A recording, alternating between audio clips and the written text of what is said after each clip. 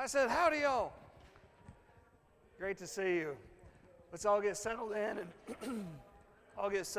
open up our Bibles. We're in 2 Kings, the 23rd chapter.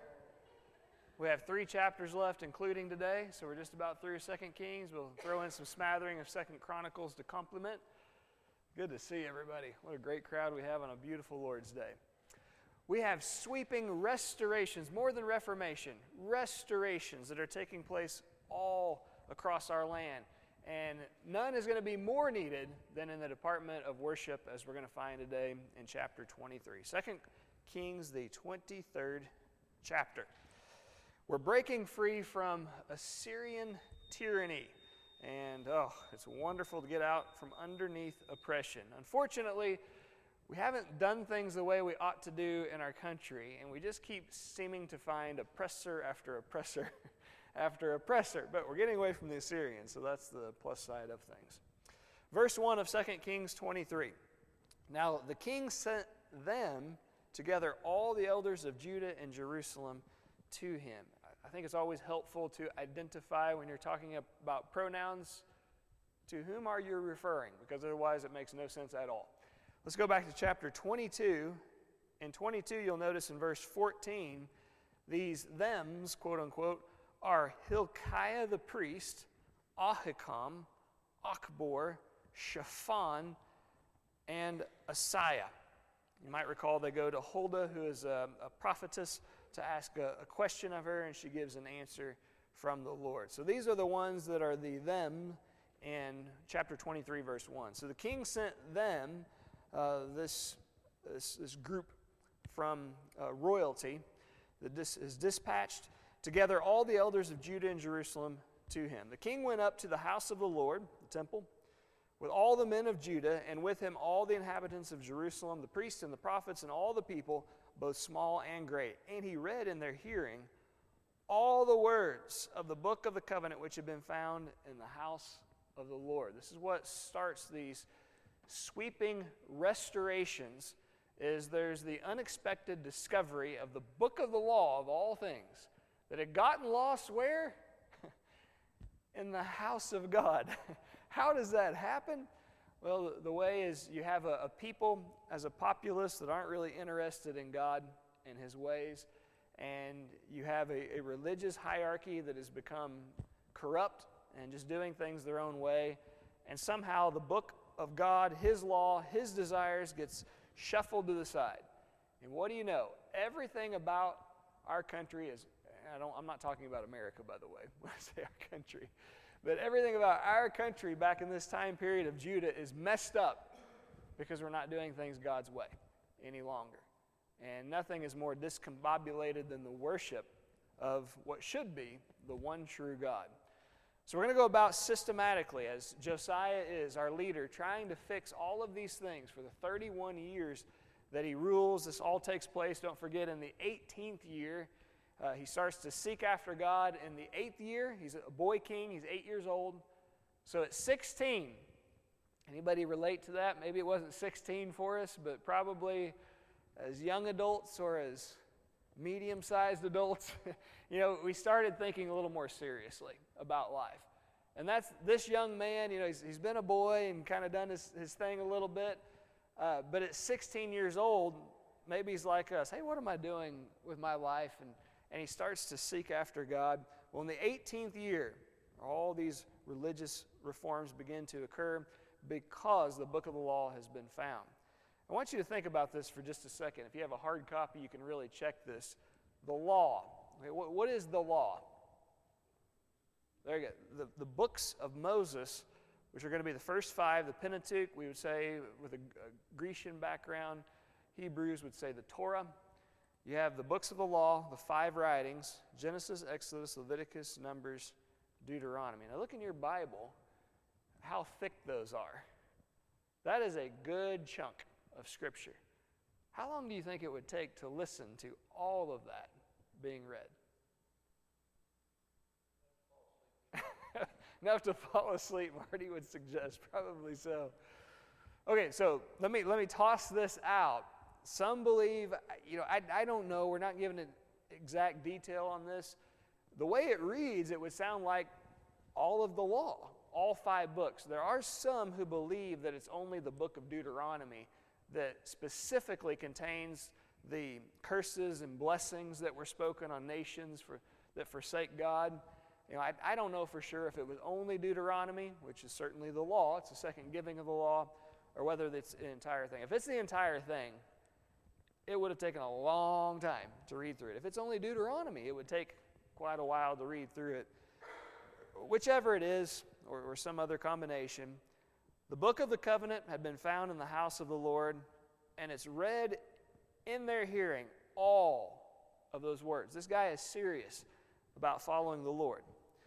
Verse number 3, then the king stood by a pillar, might be symbolic, and made a covenant before the Lord, to follow the Lord and to keep his commandments and his testimonies and his statutes with all his heart and all his soul, to perform the words of this covenant that were written in the book.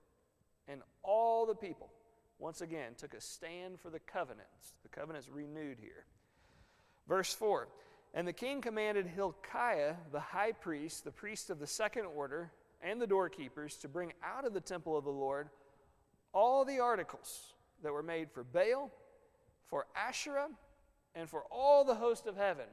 So again, Judah's been worshiping not like one false god or 2 or 3, but pretty much everyone imaginable. Full of idolatry, the land has been. And think about this. In the temple or the house of God, there are all these items of worship of false gods. It's not just throughout the land. It's in God's house itself. All this idolatry is taking place. But the king orders Hilkiah the high priest to bring out all this trash that's been placed in the Lord's temple, and he burned them outside Jerusalem in the fields of Kidron, the brook Kidron, and carried their ashes to Bethel.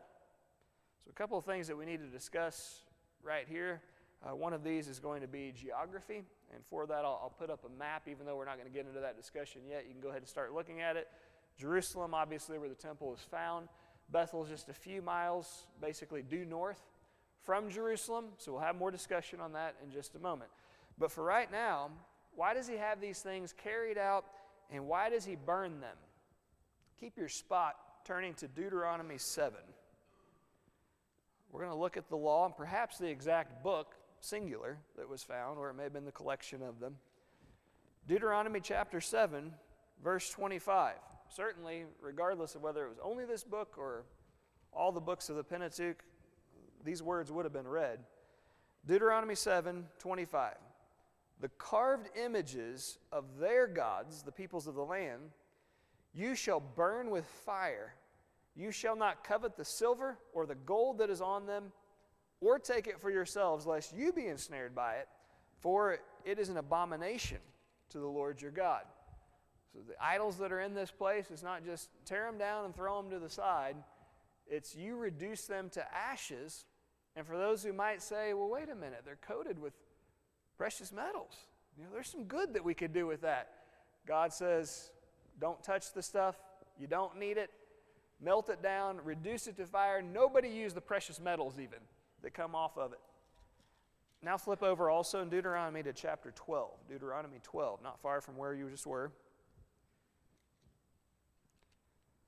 Verse 3, Deuteronomy 12:3, you shall tear down their altars and dash in pieces their pillars and burn their asherim. That's the figurines of the false goddesses of the Canaanites. You shall chop down the carved images of their gods and destroy their name out of that place. Make it to where nobody could even recognize or have any idea of anything that was done to these gods any longer. Essentially go through and erase history in that place. Now that was God's order. Israelites didn't do it. And this is about 1450 BC these instructions are given. We are now getting pretty close to 600 BC, almost a millennium later. The people didn't do what God said the first time, and guess what? 1,000 years they become just like the peoples of that land, worshiping exactly the same gods because they didn't erase the history of that place. So the other thing I want to point out here before we move on in our text is that their ashes, once they're torn down, these altars and all the figurines and the pieces of worship. They're reduced to ashes. Their ashes are carried from Jerusalem to Bethel to be scattered. Now, why wouldn't you just scatter them in Jerusalem when you're done with them? I think there are probably two answers to this. Okay, maybe a temptation to, once the cremation has taken place, maybe you put them in could be. All right, what else, Roy? Okay, it's a holy city. Get them totally away from God and His holy city might be the idea here. I like that a lot. What else? Okay, good. So not just remembrance in Jerusalem, but as well the area around. Excellent. Yes. So thank you, Justin and Marcy, for the additional. Here's something about this idolatrous worship.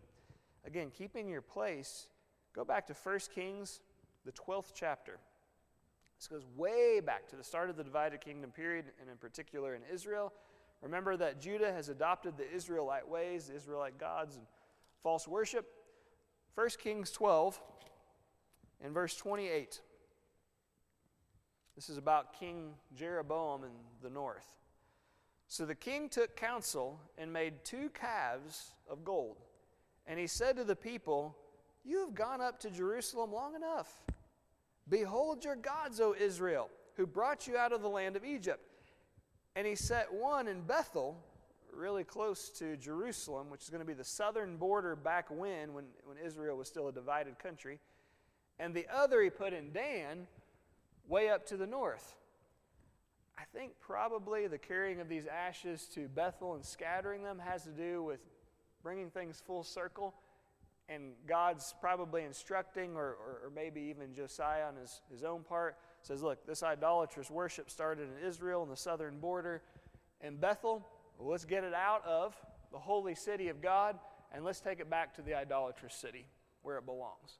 So that could be another idea as to why these ashes are carried off to Bethel.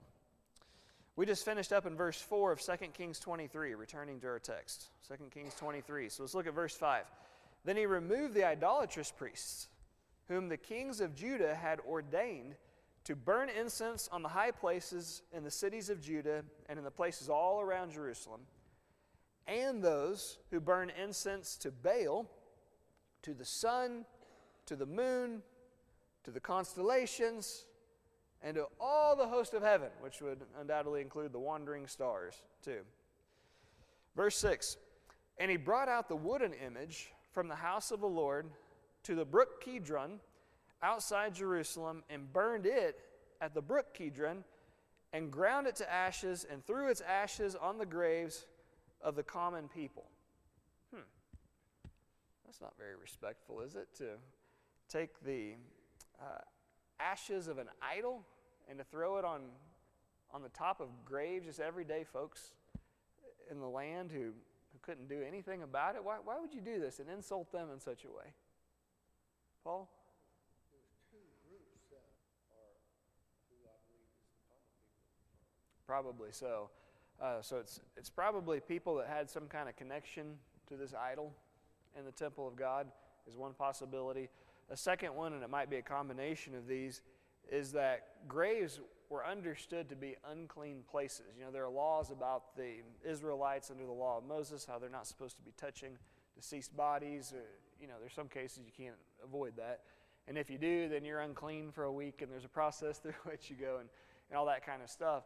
So I think what it is, at least in part, may not be in totality, but at least in part, this unclean worship of these unclean gods who really don't exist is carried to an unclean area and comes into contact with it. So there's desecration as far, maybe not even on the part of the people, although that may be what's intended, but especially on the part of these gods. And these gods are dishonored then in this way.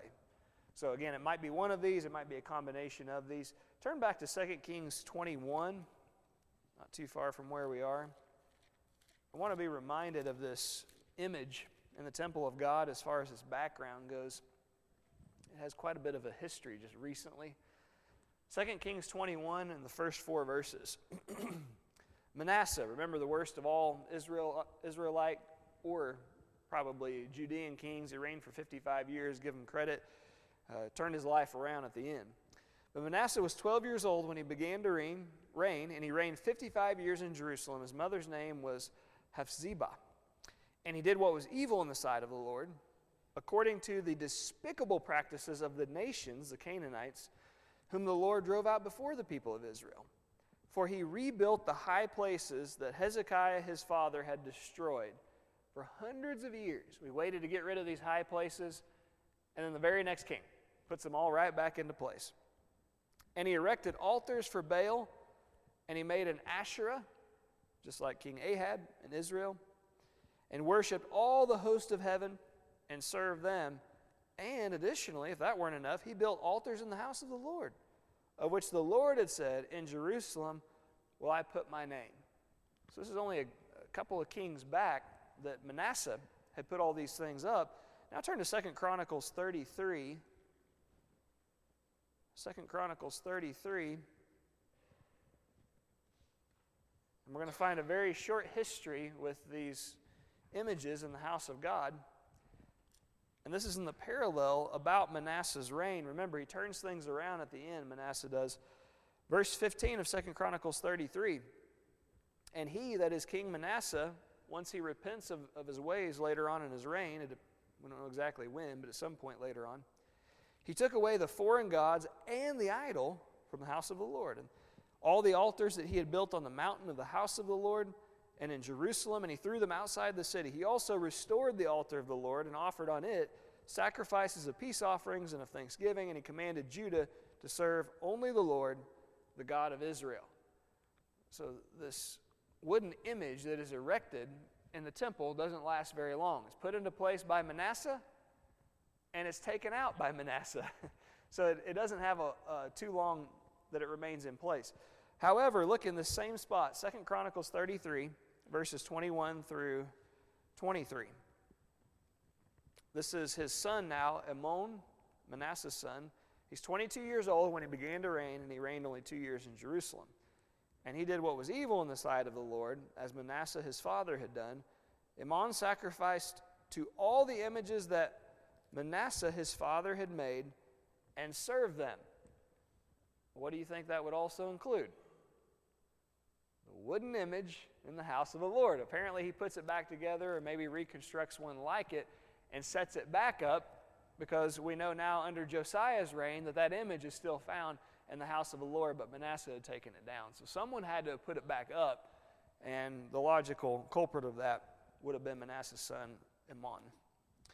All right, so 2 Kings 23, verse 6, he, Josiah, brought out the wooden image that Amon had to have set back up from the house of the Lord to the brook Kidron outside Jerusalem, burned it at the brook Kidron, ground it to ashes, and threw its ashes on the graves of the common people, desecrating the likeness of these gods. Verse 7, then he tore down the ritual booths of the perverted persons that were in the house of the Lord, where the women wove hangings for the wooden image. I've asked you this a few times in this study. I want to say it's 5 times this term Kadesh in Hebrew, that's with a Q, Kadesh, appears in the text.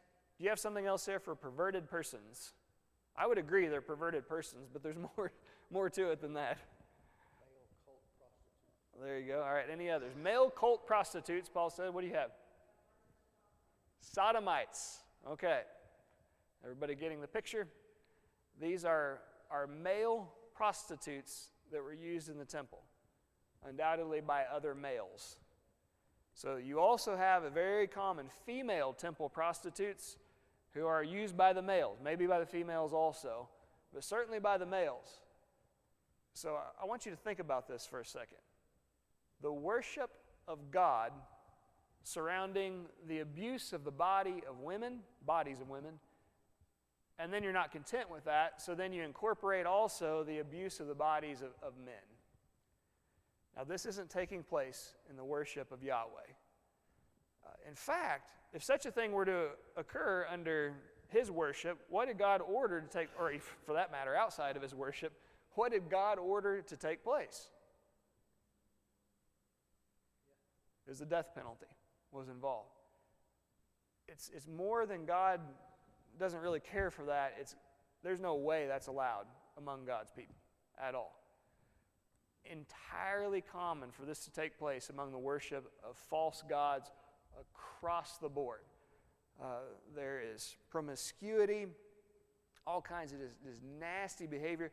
We talked about the worships and the altars that were built under every green tree. I think it has to do with the sexual practices also. Think about it. It's under a tree, but every green tree. What do we know about green trees? They have leaves, and they produce shade. It's cooler underneath them to participate in this illicit activity. I think that's probably the connection here. So there's all types of just sexual immorality that takes place with the worship of these gods. And the male cult prostitutes, I don't know why the New King James Version did this in like 5 different places in the Old Testament. I love the New King James Version. I think it's a really good translation of the Bible for the most part. I agree, and I think you would too. That's perverted behavior. But there's more to it than that. There's homosexuality that's occurring here. So he tore down the ritual booths of the Sodomites, is a decent translation. Male cult prostitutes is probably even better. They were in the house of the Lord. This stuff's going on, but in God's house, illicit sexual behavior, celebrating the worship to false gods, and homosexual illicit behavior on top of that. And he brought all the priests from the cities of Judah and defiled the high places where the priest had burned incense from Gibeah or Gibeah. And we're not going to have that on our map right up here, but we're fairly familiar, kind of in the territory of Jerusalem. I want to say it's like 7 or maybe 10 miles, I think, to the northeast of Jerusalem. Gibeah or Gibeah to Beersheba, that's all the way down to the south. And for these people, the land of Judah, it's going to be the northern border all the way to the southern border is what he has in mind. Also, he broke down the high places at the gates, which were at the entrance of the gate of Joshua, the governor of the city, which were left to the city gate. Nevertheless, the priests of the high places did not come up to the altar of the Lord in Jerusalem, but they ate unleavened bread among their brethren. The priests of the high places did not come up to the altar of the Lord in Jerusalem. What's going on at the high places? Even in the attempt of cleaning up all this perversion of worship, we see this a lot. High places are around. Why? What are you doing on high places? Worshiping, offering sacrifices. Many times that's pagan worship. I would like to think this might be one of those instances where they're using high places. Hopefully by this point, maybe still offering sacrifices to the Lord, though. Even if it is, that's not ideal. Where does God want all of his sacrifices being given? In Jerusalem, and specifically in the temple, and in particular on the bronze altar found in the courtyard of the temple. Well, the priests of the high places, nevertheless, a word of contrast, the priests of the high places did not come up to the altar of the Lord in Jerusalem, but they ate their unleavened bread, probably keeping the feast, among their brethren, thinking, well, we can do this just anywhere. So everything's not perfectly fixed now is the point, even though things are improving. Verse 10, and he defiled Topheth, which is in the valley of the son of Hinnom, just on the south side of Jerusalem, that no man might make his son or his daughter pass through the fire to Molech. This is a particular idol structure to one of the false gods of the Canaanites.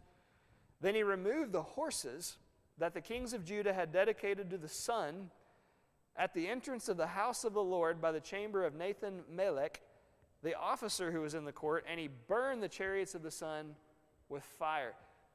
Isn't this crazy that so much text has to be devoted to this God and this altar and that one and this city and in that city and all the high places? It just goes on, which shows you, I think the whole point is, idolatry was pervasive throughout the whole territory of Judah, and the gods that are being served are more probably than you can count on your fingers and toes and maybe all of ours combined.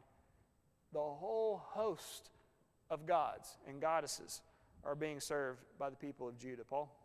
You talked about in the extreme the sacrifice. Absolutely, yeah, thank you. And I didn't emphasize that. I probably should have. So of all these awful practices we have going on, this may be the worst of all right here, where people's kids are being given a sacrifice to deities that don't even exist. Talk about a useless effort, and then to never have that child back in your life, how awful. God never commanded that. That's also unique in the worship of Yahweh. It takes place all over in all these pagan religions. The morality of the one true God that exists. It's a beautiful thing, isn't it? Maybe on occasion we get upset with, oh, I can't do this, and I'd really like to do this. Things that aren't good, aren't right, they're immoral.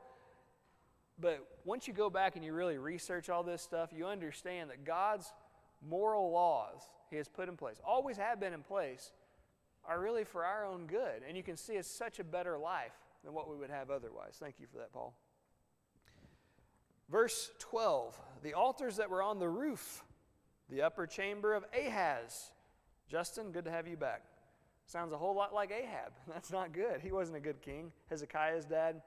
Which the kings of Judah had made. Altars even on top of the dwellings, the palace where they stayed. The altars which Manasseh had made in the two courts of the house of the Lord. It's everywhere. The king broke down and pulverized there and threw their dust into the brook Kidron. Then the king defiled the high places that were east of Jerusalem, which were on the south of the Mount of Corruption. Tells you probably what was taking place in that location, the Mount of Corruption, which Solomon, king of Israel, had built. This goes back to the United Kingdom period, now about 300 years prior. Even Solomon was involved in this. He created, or at least probably was a part of the label that gets put on this mountain, the Mount of Corruption. He had built for Ashtoreth, the abomination of the Sidonians, for Chemosh, the abomination of the Moabites, and for Milcom, the abomination of the people of Ammon. And he broke in pieces the sacred pillars and cut down the wooden images and filled their places with the bones of men. All right, so don't forget, why would you put human bones in these places where false gods were once worshipped? Excellent. To defile or to desecrate these places, because even the pagans recognize that where you worship a god needs to be recognized as a holy place, free from all uncleanness, which wouldn't be the case with dead people's bones. So all these spots are filled with bones. Why? To permanently desecrate these areas so that no worship of any kind can take place there anymore. Is that really a good idea, though? Because then you couldn't perform the worship of Yahweh there either. Why is that okay? Not a what? Probably not very good places to be. Okay, could be. High places. Bingo. The people don't need to be worshiping there anyway, Yahweh. He's to be worshiped in one place, in Jerusalem in the temple, and as far as altars go, on one altar, the bronze altar that is found there, and the priest will take care of the sacrifices. Very good. Verse 15, moreover, the altar that was at Bethel, we've seen that on the map, and excuse me, and the high place where Jeroboam the son of Nebat, who made Israel sin, had made, both that altar and the high place he broke down. And he burned the high place and crushed it to powder and burned the wooden image. He's erasing history as God wanted them to do.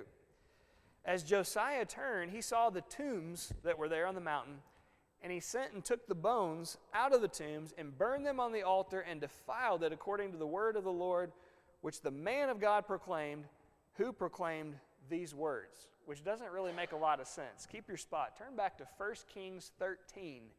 We were in 1 Kings 12 a bit earlier. 1 Kings 13. I know we don't have a lot of extra time, but I really want to read this because I find it fascinating. This is the reference that we just read.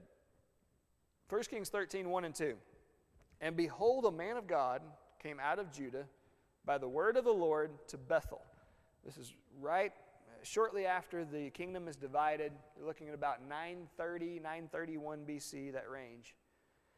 Jeroboam was standing by the altar to make offerings. And the man cried against the altar by the word of the Lord and said, O altar, altar, thus says the Lord, behold, a son shall be born to the house of David, Josiah by name, and he shall sacrifice on you the priests of the high places who make offerings on you, and human bones shall be burned on you. Now, I know it's easy not to fully appreciate this, but if we lived back in that time, we would have a better comprehension. This takes place right around, give or take, 900 BC, this prophecy. What we're reading in 2 Kings 23, what's the time frame there? 600 BC. Does that generate a little more appreciation? This is a very specific prophecy. God says, well, down the road, men's bones are going to be placed on you. These altars are going to be torn down. And the guy who's going to lead the charge is going to be a son of David and the king of Judah. His name will be Josiah, by the way. And then 300 years later, this very thing is fulfilled. So this is kind of cool when you go back now and you read verse 17 in our text, 2 Kings 23:17. Then he said, what gravestone is this that I see? The king speaking. So the men of the city told him, oh, that's the tomb of the man of God who came from Judah 300 years earlier and proclaimed these things which you have done against the altar of Bethel. There is no indication that the king even knew what he was doing as far as the significance of prophecy. And he does just everything that the Lord has said. He says, what tomb is this right over here? Oh, it turns out that's the guy who foretold everything that you just did 300 years prior. Can you imagine the cold chills going down his spine? A guy who loves the Lord and wants to live for him, and he realizes, hey, I just carried out everything that God wanted me to do, and I didn't even realize that I was supposed to do that. Verse 18, and he said, I want you to let him alone. Let no one move his bones. So they let his bones alone with the bones of the prophet who came from Samaria. I don't know if you recall this account, but at the end of 1 Kings 13, you can read about that. We won't because we're getting kind of short on time. But the Israelite prophet who spends a little time with his prophet from the south who gave this oracle from God, he has profound respect for him, doesn't really show it, which results in the man of the south's death. But he does request this. He says, hey, I want this guy's body to be buried in my own tomb. Let me pay for it. That's the least I can do. And in fact, whenever I die, I would like for you to bury my body right beside his in that tomb. And so this tomb is the only one in the area, it appears, that is left untouched out of respect for these men and the respect that they held for God, which might go further to the suggestion you made a little bit earlier, Paul. Number 19 of 2 Kings 23. Now Josiah also took away the shrines of the high places that were in the cities of Samaria, which the kings of Israel had made to provoke the Lord to anger. And he did to them according to all the deeds that he had done in Bethel. He executed all the priests of the high places who were there on the altars and burned men's bones on them. And he returned to Jerusalem. Then the king commanded all the people, saying, keep the Passover to the Lord your God, as it is written in the book of the covenant. Such a Passover surely had never been held since the days of the judges who judged Israel. For that, we're going back 400 plus years. Nor in all the days of the kings of Israel and the kings of Judah. But in the 18th year of King Josiah, the year of full restoration, this Passover was held before the Lord where it should be, in Jerusalem. Moreover, Josiah put away those who consulted mediums and spiritists, the household gods and idols, all the abominations that were seen in the land of Judah and in Jerusalem, that he might perform the words of the law which were written in the book that Hilkiah the priest found in the house of the Lord. Now, who would like to tell us from our memory verse the great compliment that is paid to King Josiah? 2 Kings 23, 25. Read it.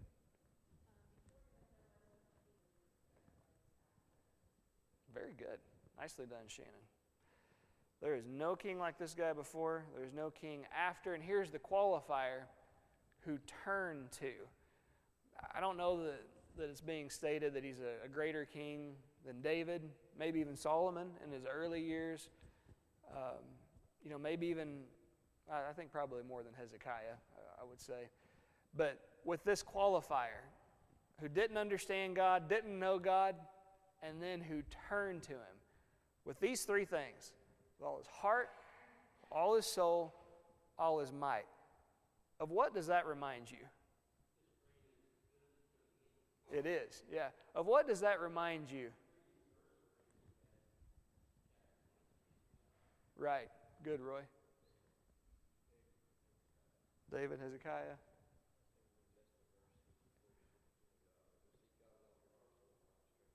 Yeah, and that's good. That's what in particular, what I was thinking.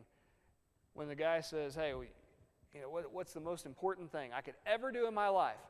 And Jesus says, this is it. Number one, love God with all your heart, all your soul, all your might. I believe it's Mark's rendition that adds strength to that too. Why would you turn to God? You would only do that if you were to love Him. And how much did He love Him? With all of His soul, with all of His heart, with all of His might. He's everything that God wants in a human being. By no means does that mean that He's perfect. It means that He's giving God, turning over to Him everything that He has. And God says, I have no king before, I will not have any human king after, who is so far away from me to start, probably an understanding, to turn more to me with everything that He has. Verse 26, nevertheless, the Lord did not turn. So you see the little play on words right there.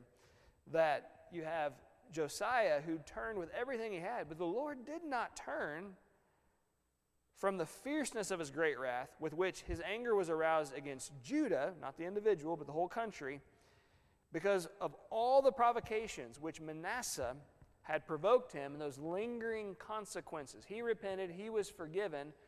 I don't think this is intended so much to be an insult to the king as much as it is to the people who continue to follow the former ways of the king.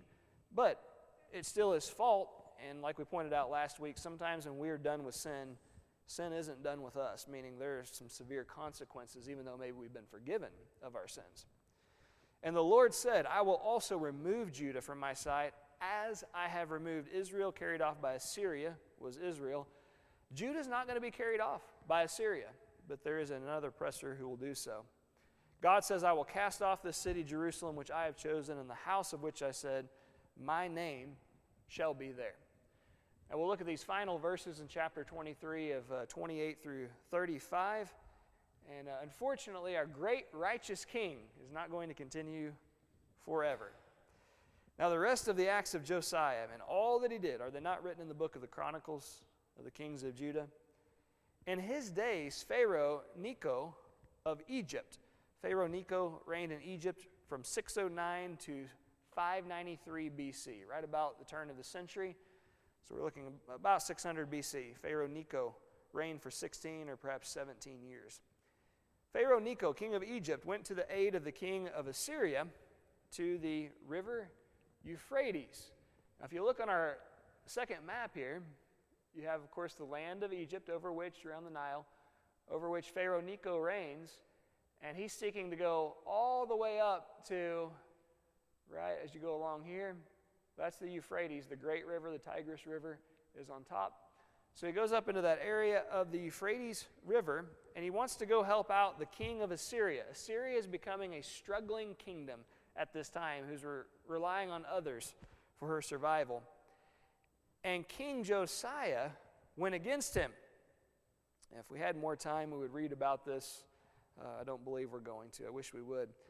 But for cross-reference sake, 2 Chronicles 35, 20 through 27. 2 Chronicles 35, 20 through 27 gives a little more detail about this. And essentially what you have taking place is Pharaoh Necho, he goes up from Egypt, and it appears that he's wanting to pass probably through the land of Judah so they can go up to Assyria or that vicinity anyway and help out this struggling kingdom. Well, the king of Judah, Josiah, doesn't want him either to pass through his land or maybe even around his land, and so he stands to oppose him and says, no, you're not going to do that. Well, Pharaoh Necho informs him, your God, Yahweh, has told me to go do this. I'm an instrument in his hand, okay? And I'm supposed to go up to Assyria, and he says, no, you're not going to pass through. And he tells him, look, this is going to end badly for you if you don't let me do God's bidding, because your own God is going to be standing against you. And that 2 Chronicles 35 passage reveals that truly God had spoken to the Pharaoh to go do this. Josiah stands against him to try to oppose him and his forces, and he's killed in that battle. So it's sad. As good of a king as he was, he made a tragic mistake in trying to defy the word of the Lord at the end of his life, and he paid the ultimate price for that. All right, so that kind of sums up that cross-reference.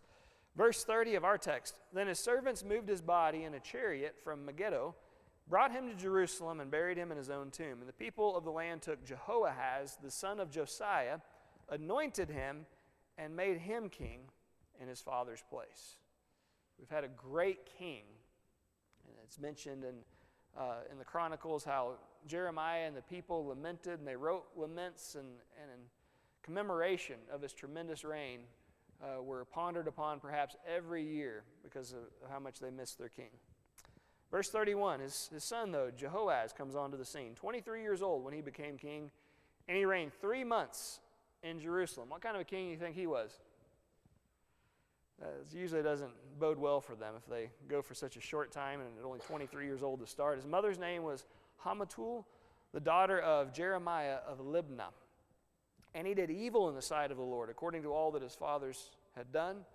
Now Pharaoh Necho put him in prison at Riblah in the land of Hamath, that he might not reign in Jerusalem. And he imposed on the land a tribute of 100,000 talents of silver and a talent of gold. So tremendous taxes they would have to pay as a vassal kingdom then to the Egyptians. So oppressed by the Egyptians for a short span. Then Pharaoh Necho made Eliakim, the son of Josiah, king in his place, in the place of his father Josiah, and changed his name to Jehoiakim. And Pharaoh took Jehoahaz and went to Egypt, and he died there. So something I would like to point out here about these two names. Pharaoh Necho, being in control essentially of Judah, makes another son of Josiah, Eliakim, king, but he changes his name to Jehoiakim. So here are the meanings of these two names. Eliakim, God raises up. He changes it to Jehoiakim, Yahweh raises up. It's almost the same thing.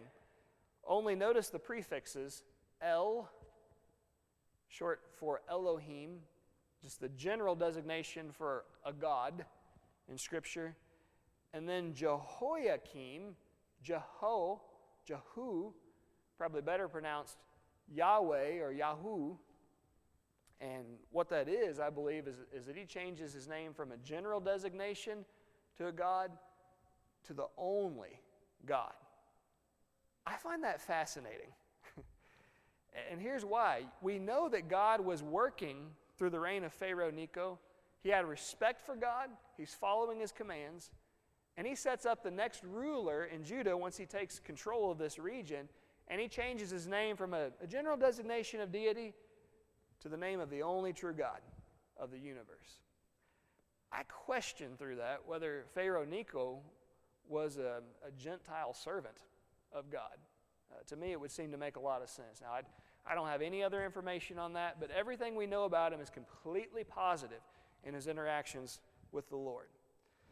Verse 35, so Jehoiakim, our new ruler, formerly known as Eliakim, the Lord raises up, is what that means, gave the silver and gold to Pharaoh, but he taxed the land to give money according to the command of Pharaoh.